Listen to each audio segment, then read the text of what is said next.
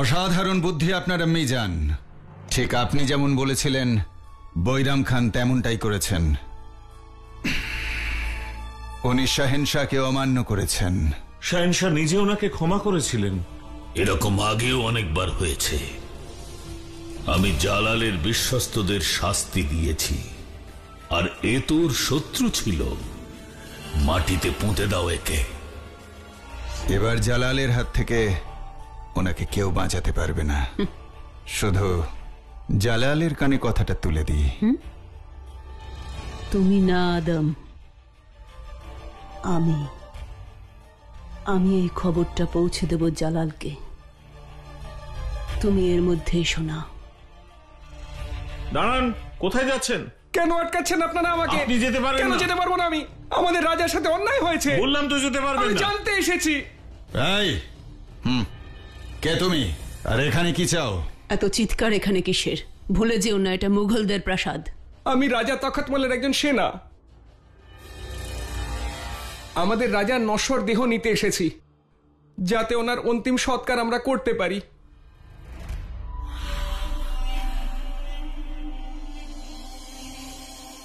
দেখুন, এখানে কারোর সিদ্ধান্ত নেওয়ার অধিকার নেই। আপনি শাহেনশাহর কাছ থেকে অনুমতি নিয়ে আসুন।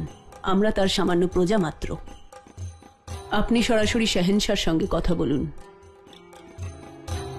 এনাকে নিয়ে যাও। ধন্যবাদ।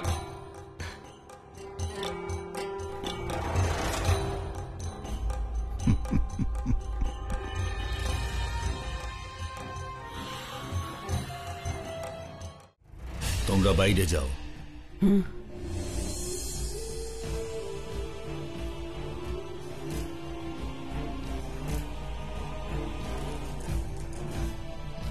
वजीरे आला के आदाब।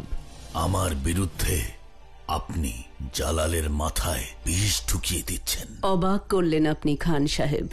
এমন ভাবে আপনি রাগ করছেন যেন আপনি জালালের পিতা। ওকে আমি আমার সন্তানের মতো লালন পালন করেছি, নিজের স্বার্থের জন্য। আপনার উদ্দেশ্য আমি বুঝতে পেরেছি। আমি জানি যে আপনি আপনার ছেলে আদম খানকে আমার জায়গায় বসাতে চান। তার ভিত তৈরি করার জন্য আপনি আমাকে পথ থেকে সরিয়ে দেওয়ার চেষ্টা করছেন। খুব ভালো করে জানেন যে আপনার ছেলে এই পদের যোগ্য একেবারেই নয়। ব্যাস, বৈরাম খান, আমার ছেলের সম্পর্কে আর একটা কথাও আমি সহ্য করতে পারবো না। আপনার ছেলে তো ডুববেই, সঙ্গে আপনাকে নিয়েই ডুববে। আর হ্যাঁ, যদি আমাকে পথ থেকে সরাতে চান তাহলে মস্ত ভুল করবেন।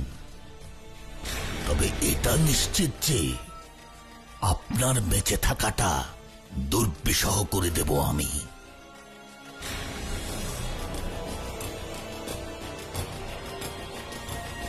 আপনাকে মক্কা শরীফে পাঠিয়ে দেব আমি, মহামাঙ্গা।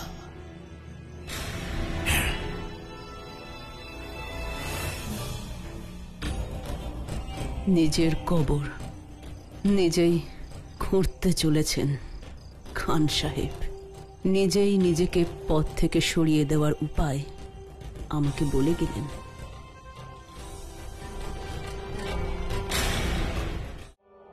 আর কতদিন এভাবে চুপ থাকবে তুমি জালাল?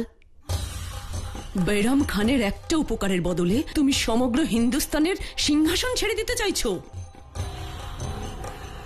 বিদ্রোহী হয়ে গেছে বৈরাম খান। মুঘল সাম্রাজ্যের সীমানা আর সুরক্ষিত নয়। বৈরাম খানের ব্যাপারে জালাল হয়ে নয়, শাহেনশাহ হয়ে সিদ্ধান্ত নিতে হবে। একজন বিদ্রোহী যে শাস্তি পায়, সেই শাস্তি বৈরাম খানের পাওয়া উচিত।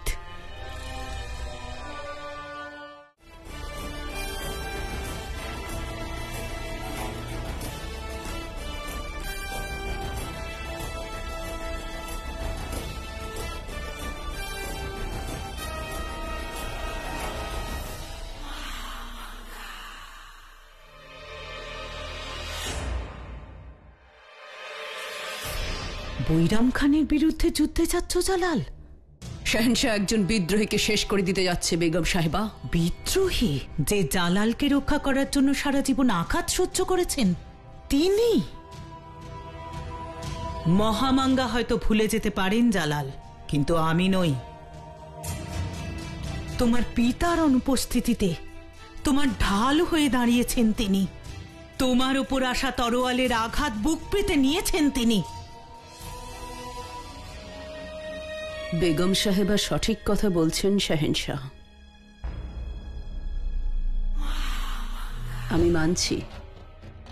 আমি মানছি যে শাহেনশাহকে বাঁচাতে গিয়ে বাইরাম খান অনেক আঘাত নিজে সহ্য করেছেন। আমি এটাও মানছি যে জালালকে হিন্দুস্তানের সিংহাসনে বসিয়ে উনি শাহেনশাহ বানিয়েছেন, শুধু এটার জন্য যে শাহেনশাহর আড়ালে থেকে নিজের হুকুম চালাতে পারবেন। বৈরাম খান জালালকে নিজের সন্তান মনে করেন।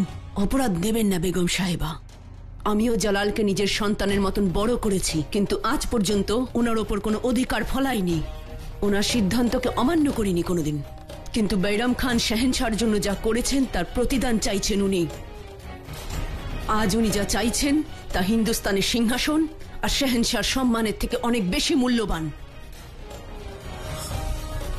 সেই জন্য শাহেনশাহ আজ যা করতে চলেছেন তা একদম ঠিক।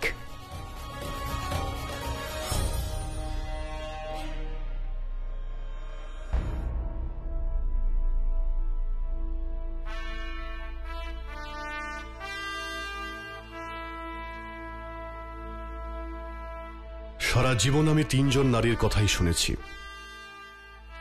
বড় আম্মির, আম্মি জানের আর তোমার রোকেয়া।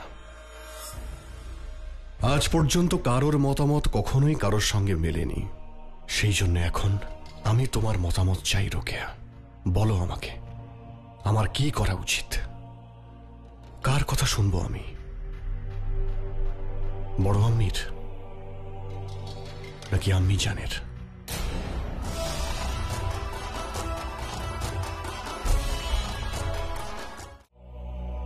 হামিদা বেগমের সঙ্গে আমি সম্পূর্ণ সহমত জালাল। উনি একদম ঠিক বলেছেন, খান সাহেব আপনার পিতৃতুল্য। কিন্তু এই মুহূর্তে আপনি কোনো আপনজনের নয়, এক বিদ্রোহীর বিচার করতে চলেছেন। আর আমার মনে হয় যে এক্ষেত্রে মহামাঙ্গা সিদ্ধান্ত সঠিক।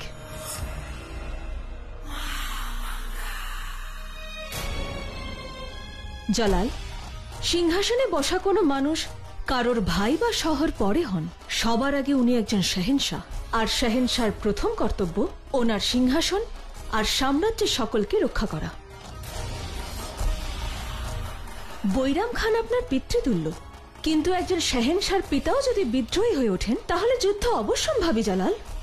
আর আপনি তো অনেকবার বলেছেন যে সবার আগে আপনি একজন যোদ্ধা যার কোনো হৃদয় নেই, তাহলে আজ আপনি এভাবে ভাবছেন কেন? আমার মতে আপনার জালাল হিসেবে বৈরাম খানকে ক্ষমা করে দেওয়া উচিত, কিন্তু এক যোদ্ধাকে, এক শাহেনশাহকে আমি এই পরামর্শ দেব যে অন্যায়কে প্রশ্রয় দেবেন না। আপনাকে যুদ্ধ করতেই হবে সিংহাসনের মর্যাদার জন্য, সাম্রাজ্যের সুরক্ষার জন্য, কারণ আমি যে শাহেনশাহকে চিনি উনি সব যুদ্ধ জয় করেছেন, সব যুদ্ধের আহ্বান স্বীকার করেছেন, আপনজনদের সঙ্গে যুদ্ধ করতে হলেও পিছপা হননি।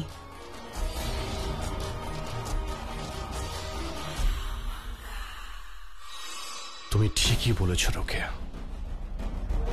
জালাল এখন তার খান বাবার সঙ্গে দেখা করবে না, কিন্তু একজন শাহেনশাহ তার বিদ্রোহীর সঙ্গে অবশ্যই দেখা করবে।